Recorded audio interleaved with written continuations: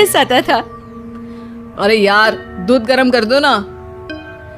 अरे पेट में जाके तो दूध ठंडा ही हो जाना है ना, तो ठंडा ही पी लो ना। अरे तुम मेरा सर गर्म मत करो यार। अच्छा है, सर गर्म हो जाए तो सर पे दूध रख लेना, वो भी गर्म हो जाएगा। एक बात बताओ, तुम इतनी आलसी क्यों हो? अरे बोलो ना, इतनी आलसी क्यों हो? प्रिया, जवाब दो। जवाब देने में आलस आ रहा है। पति वहां से उठ के बड़बड़ाते हुए खुद दूध गर्म करने चला जाता है और प्रिया अपनी आंखें बंद करके सोफे पर लेट जाती है।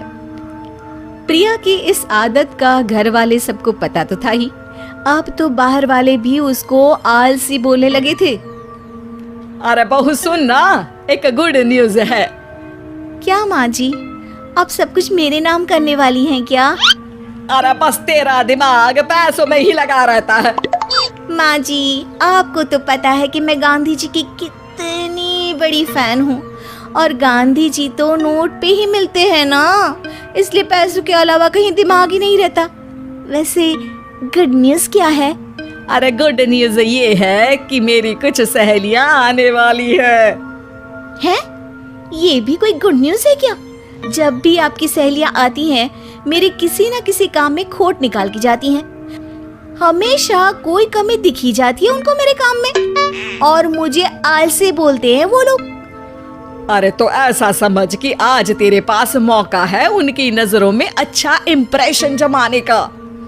कैसे कैसे? उनके लिए खाने की इतनी स्वादिष्ट चीजें बना कि वे उंगलियां चाटती रह जाए। माँ जी, ये तो आप मुझे नया काम पकड़ा रही हो। अरे मेरी सहेलियों से तारीफ पानी है कि नहीं? हाँ, पानी तो है। तो बस जाओ, बन जाओ बावर्ची, लगाओ तड़का, कल शाम को आएंगी वो। अगले दिन सास सुबह से घर के बाहर अपनी सहेलियों के पास चली जाती है और शाम को सब प्रिया के हाथ का खाना खाने घर आते हैं। आज देखते हैं कि प्रिया बनाती क्या है। हाँ हाँ, पिछली बार हमने बोला कुछ हल्का खाएंगे तो पापड़ फ्राई करके ला दिए थे बस। हाँ, और उसके पहले जब आए थे और बोला था कि भारी खाना खाना है तो तरबूज काट कर ले आई थी। बोल रही थी तरबूज भारी होता है ना। अरे बस भी करो, इतनी बुरी नहीं है मेरी बहू। तभी बहू वहाँ खाना लेकर आती है।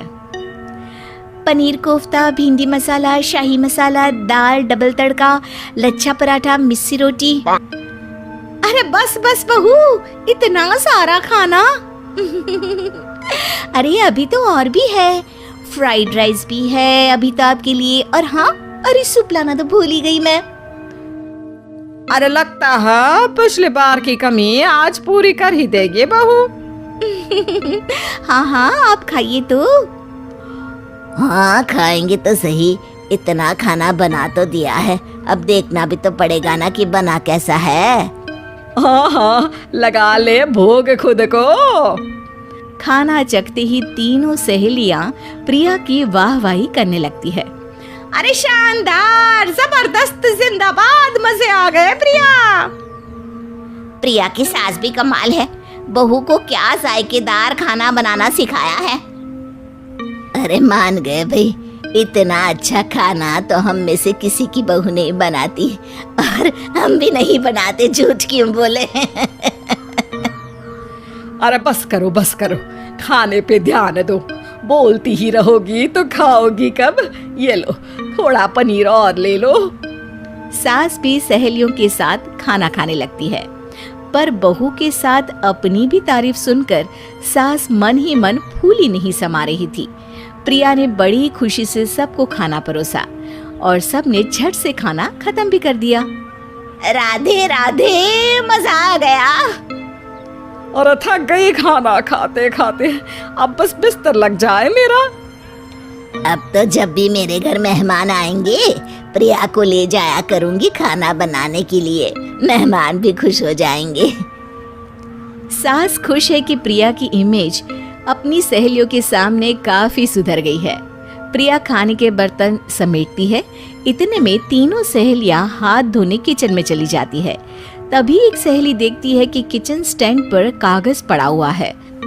वो सोचती है कि कागज को डस्टबिन में डाल दे। जैसे ही वो उसे उठाती है तो देखती ही रह जाती है। दरअसल वो एक बिल है जिसमें वो सारी चीजें लिखी है जो उन्होंने अभी अभी खाई है। वो चुपचाप बिल उठाकर बाहर आ जाती है और उसके पीछे बाकी दो सहेलियां भी आती हैं। प्रिया, खाना अच्छा बनाया था। सच कहूँ तो बहुत अच्छा बनाया था। थैंक यू, बहुत अच्छा लगा सुन के। हाँ, पर जिसने बनाया वो इतनी तारीफ सुनता तो उसे और भी अच्छा लगता। क्या मतलब? ये बिल देखो, तुम्हारी बहू ने ऑनलाइन ऑर्डर किया था खाना। अरे तारीख तो आज की ही है ना?